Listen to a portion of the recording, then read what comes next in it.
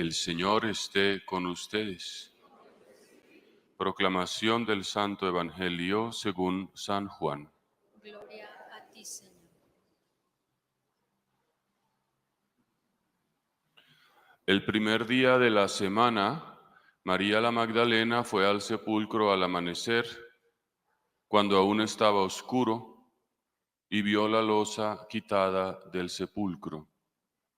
Echó a correr y fue donde estaban Simón Pedro y el otro discípulo, a quien Jesús amaba, y les dijo: Se han llevado del sepulcro al Señor y no sabemos dónde lo han puesto.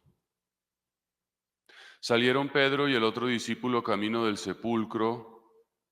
Los dos corrían juntos, pero el otro discípulo corría más que Pedro. Se adelantó y llegó primero al sepulcro.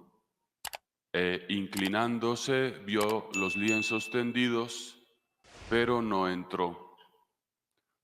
Llegó también Simón Pedro detrás de él y entró en el sepulcro. Vio los lienzos tendidos y el sudario con que le habían cubierto la cabeza, no con los lienzos, sino enrollado en un sitio aparte. Entonces entró también el otro discípulo, el que había llegado primero al sepulcro. Vio y creyó, pues hasta entonces no habían entendido la Escritura, que él había de resucitar de entre los muertos. Palabra del Señor.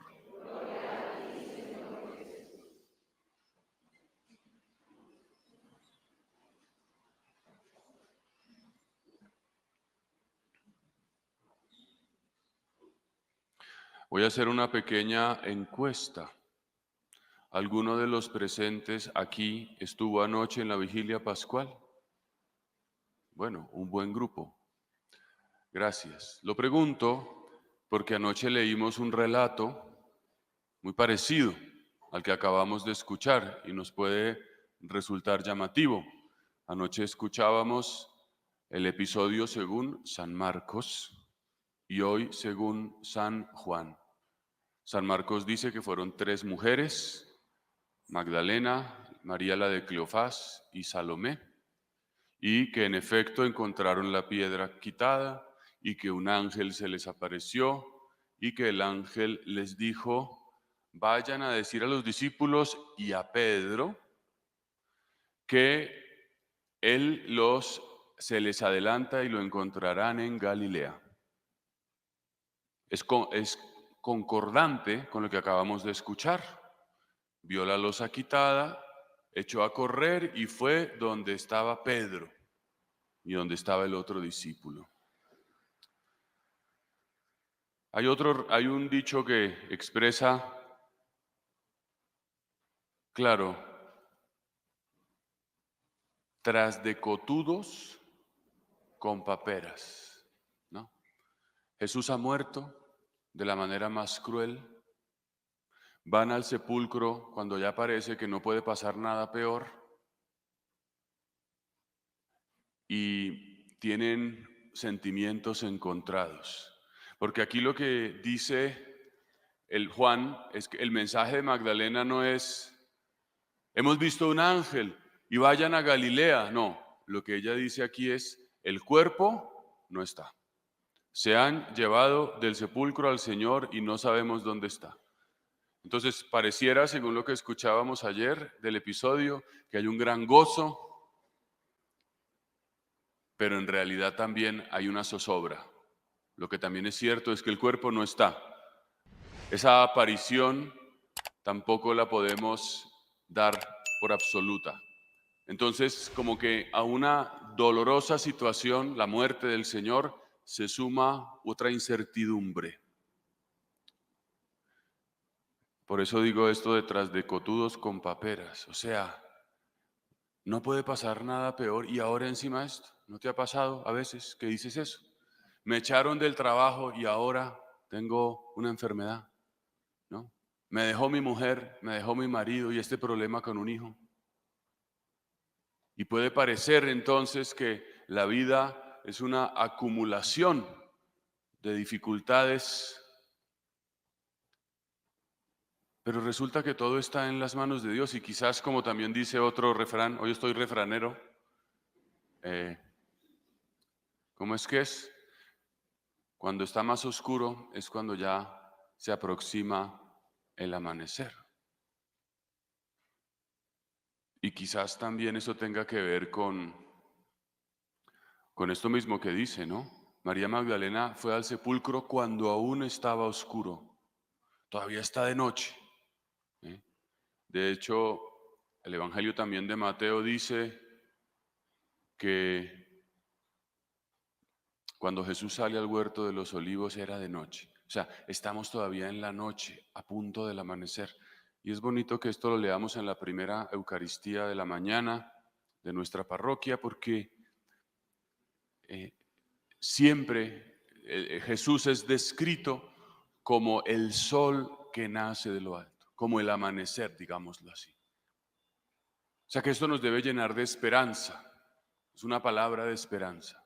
Aunque a veces sientas que se acumulan cosas, es quizás el anuncio del alba, cuando sientas que no puedes más, que no te alcanzan las fuerzas, es quizás el momento en el cual puedes experimentar que Dios se hace presente.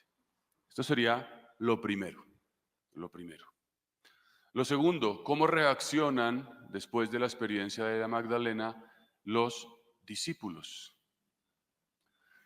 Es muy bonito que habla aquí de que corrían, ¿no? María fue corriendo, ¿eh?, a contar esta situación. Y entonces salen corriendo los dos. El jovencito, Juan, ayer veíamos que es hijo, según la tradición, de Salomé, esposa de Zebedeo, aquel que pescaba en las orillas del mar, cuyos hijos Santiago el mayor y Juan fueron llamados por el Señor después de haber llamado antes a Simón y a su hermano Andrés. Pues este Juan, este muchacho, el más joven, está junto al mayor. No sabemos si en edad, pero en autoridad sin duda, ¿no? Está la juventud, la inocencia, la inexperiencia, pero a la vez el entusiasmo, el deseo de vivir con el que ya tiene un camino. Juan es el que reclinó su rostro en el pecho de Jesús en la última cena, y Jesús y Pedro ya es el hombre que ha experimentado, que ha sufrido, el que ha traicionado, el que tiene todavía el peso de sus negaciones en la nuca. Todavía no se le ha aparecido Jesús y le ha dicho 3 veces, ¿me amas?, para permitirle reparar las 3 negaciones. Es este hombre que quizás va despacio por la vida, porque ya sabe que por ir rápido la ha embarrado, que por precipitado, que por abrir la boca, cuando no tocaba, se ha embalado en problemas que le superan, ¿no? ¿Cuántas veces hemos sido esos nosotros, no? Dije que sí cuando tenía que decir que no. Me metí en ese negocio, en ese préstamo, me enredé. Ya no digamos me casé.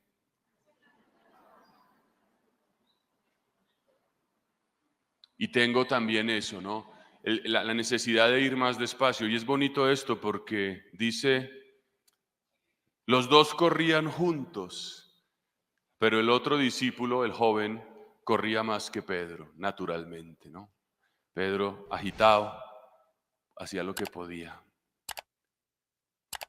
Y aquí hay un detalle especial, ¿no? Este joven, recordemos que los sepulcros judíos son una cueva en la roca sellada con una piedra que está en la base de la roca, quizás hasta con un pequeño escalón, casi subterráneo un poquito. Entonces por eso dice, se adelantó e inclinándose vio los lienzos. Esto es muy importante porque la resurrección de Cristo también supone un acto de fe. Fíjense que la mujer había visto un ángel, pero todavía tenía la zozobra de qué pasó con el cuerpo. Una vez puede pensar, es que si yo viera a la Virgen y se me apareciera, si San Miguel Arcángel me dejara una alita, una pluma de su ala, como que nos pareciera que los signos externos nos van a dar una certeza, ¿no? De hecho, en la Cuaresma veíamos que Jesús tuvo 3 tentaciones y una de ellas fue: tírate de lo alto del templo para que todos vean que los ángeles te recogen, ¿no? Hacer show. El milagro, pero no con el propósito de sanar, de curar o liberar, sino con el propósito de llamar la atención. Pero eso siempre es un signo que no es absoluto. Lo que quiero decir es que los signos, tú puedes, eh, eh, si te apareciera alguien, tú podrías al día siguiente decir: uy, no, estaba trasnochado. Ese día comí chicharrón. Y enredarte la vida, porque el signo profundo no es algo externo, está en el corazón. Entonces, Jesús deja un signo que se ve, unos lienzos. Recordemos que los hebreos envolvían el cadáver en telas y en el rostro ponían el sudario. No momificaban como los egipcios. Untaban aromas, aceites en el cuerpo y sobre él un paño que lo envuelve. Tenemos la síndone, ¿no? El santo sudario de Turín. La tradición nos dice que ese es este del que se refiere. Es un envolver en unas telas, en una sola tela puede ser, no una momificación. Hay un signo en todo caso, un signo que se ve y que me puede hacer pensar, ¿creo o no creo? ¿Por qué dejo los lienzos? ¿Por qué estaba doblado a un lado aquello que cubría su cara? Eso nos pasa a todos. Todos necesitamos pensar las cosas, razonar, ¿le creo o no le creo? Cuando alguien te dice algo, cuando el cura predica, cuando el papa habla, siempre estamos dándole vueltas porque necesitamos que aquello que se nos propone como un contenido de fe sea razonable. Razonable no significa que yo voy a meter a Dios en mi cabeza, pero sí significa que aquello que se me propone no es absurdo, que tú los signos los ves y te bastan, ¿no? ¿A ti no te pasa que de pronto no estás muy seguro de algo con alguien, estás pidiéndole una explicación y te dice: pero mire, es que ese día tal cosa, ya listo, me basta? A veces puede que no nos baste, ¿no? Y hay gente que no le basta nada y le hace la vida imposible al otro, llena de celos, de desconfianzas o de cosas en los negocios, en las relaciones. Pero digamos que hay una medida que es natural, que es eso, la palabra es justa, razonable. Es razonable. ¿Cómo está esta piedra corrida? Esto no lo puede correr. ¿Y en la noche? Ahora, la piedra está corrida, ¿por qué? Para que se vea que ahí pasó algo. Si estuviera cerrada, podrían pasar años y pensamos que ahí está sepultado. Ahora hay unos lienzos, entonces ¿cómo salió? ¿Desnudo? Si no hubiera resucitado, ¿para qué deja los lienzos? Y empiezas a pensar, y puede que eso cuando lo veas te baste o no te baste.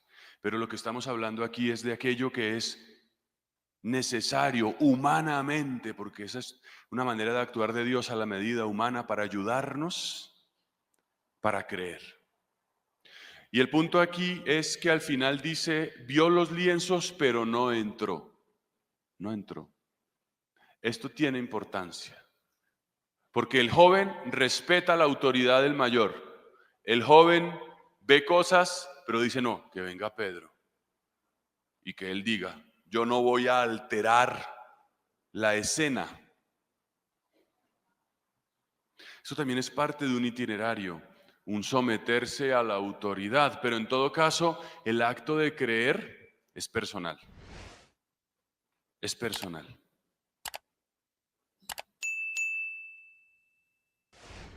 Ya lo vamos a ver, porque luego dice, llegó Simón Pedro, entró en el sepulcro, vio los lienzos y el sudario, no con los lienzos, sino enrollado en un sitio aparte. O sea, lo que le cubría la cara enrollado. ¿Y por qué estaba enrollado? Si se hubieran robado este cuerpo, ¿se hubieran tomado la molestia de enrollarlo? Cuando un ladrón se mete a tu casa a robarte, te deja la cama tendida, ¿no? El cuadrito no la hay para que no. Qué pena, me tuve que llevar estas cosas. Una notica, ¿no? Ahí perdonará, pero tocó.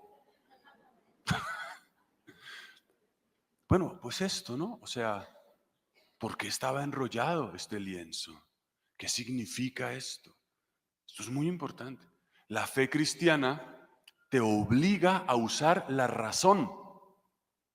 La fe cristiana no es un fanatismo.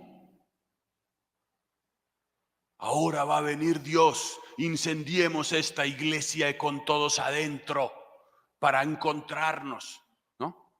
Se han visto casos, estoy hablando de realidades extremas, pero en general la fe no riñe con la razón.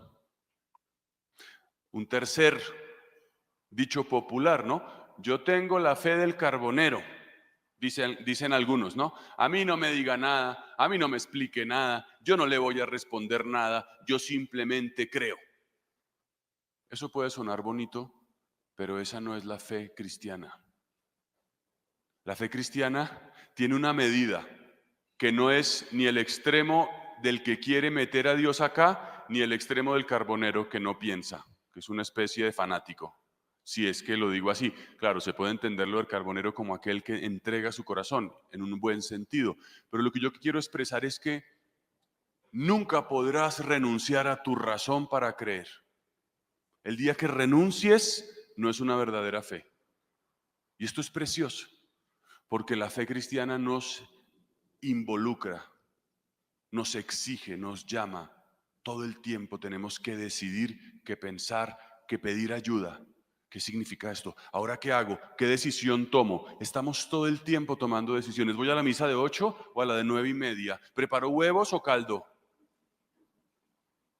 Lo que sobró de anoche, Desde lo más simple y prosaico hasta lo más definitivo. ¿Me caso? ¿Me cambio de ciudad? ¿Qué decisiones tomo?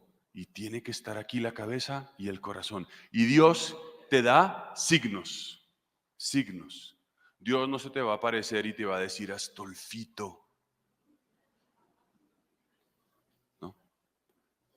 Dios te va a dar signos. Te dijeron algo como la mujer esta. Fuiste corriendo y encontraste, viste, confrontaste. Seguramente Pedro y Juan están hablando. Y al final tienes una conclusión que es tuya. Y esto es precioso, porque después de todo este devenir colectivo, si se quiere, con la mujer, con el otro discípulo, viene lo definitivo. Entonces, esto lo está diciendo el que escribe el Evangelio, Juan. Es el mismo que entró antes que Pedro. Entonces entró también el otro discípulo. Él dice el otro discípulo para no hablar en primera persona. Entonces entré yo que iba con Pedro, una manera, digamos, de ponerse en un lugar discreto a la hora de redactar. Entonces entró también el otro discípulo, el que había llegado primero al sepulcro. Vio y creyó. Porque aquí la clave es esta. Creyó. Creyó. Aceptó que Cristo ha resucitado aunque no lo ha visto. Esa es la vida nuestra, vivir de la fe. Y termino con esto, porque al final Dios quiere que tú seas y que yo sea un creyente. El camino del discípulo es el camino del creyente. Ve signos, acepta y sigue. Pero es el que cree. Es una fe, por tanto, que no se opone a la razón. Y dice, pues hasta entonces no habían entendido las escrituras. Eso que sucede es como un clic, ¿sí?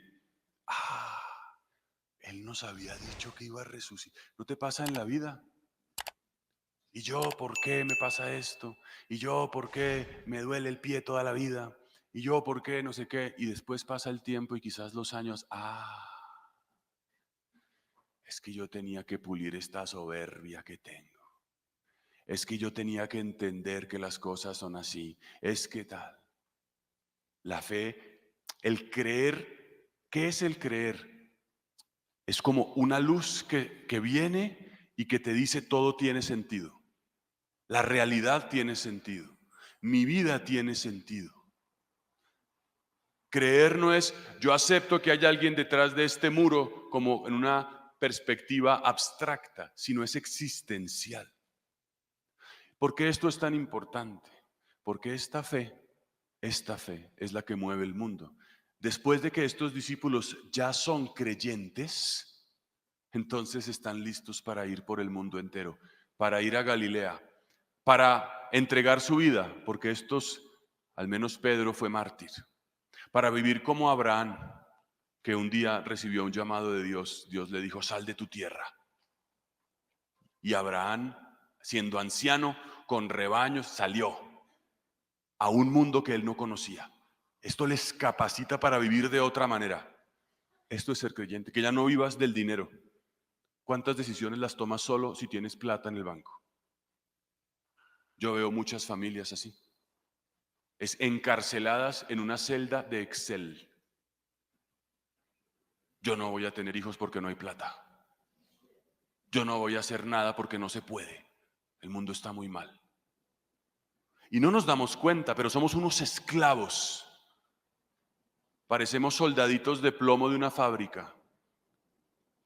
Todos con los mismos ideales. ¿Cuál es mi ideal? No, yo quiero pensionarme, vivir en una hamaquita, ojalá tomándome un coctelito.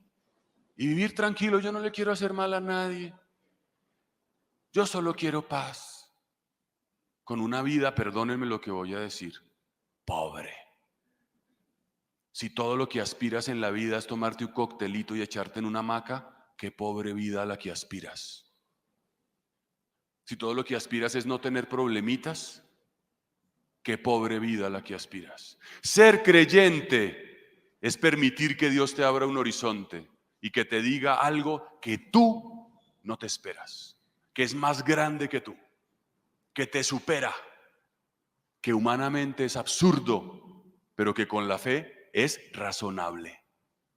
Que tengas una familia, que seas generoso con tu dinero. Tampoco estoy diciendo que te tengas que ir al África, a quién sabe qué cosas raras. Es que aquí cerquita la tienes. Que perdones, que dejes este rencor, que acojas a esta persona, que des un poco de tu dinero. Eso es posible si somos creyentes. Eso es vivir de otra manera y esto nos lo da el Señor en el día de su resurrección. Pidámosle al Señor que hoy seamos creyentes. Así sea. He visto que has llegado al final de este video y espero que te haya gustado. Eso es lo que está en mi corazón. Para continuar conociendo cosas y recibiendo contenido, te invito a ver este video o este video.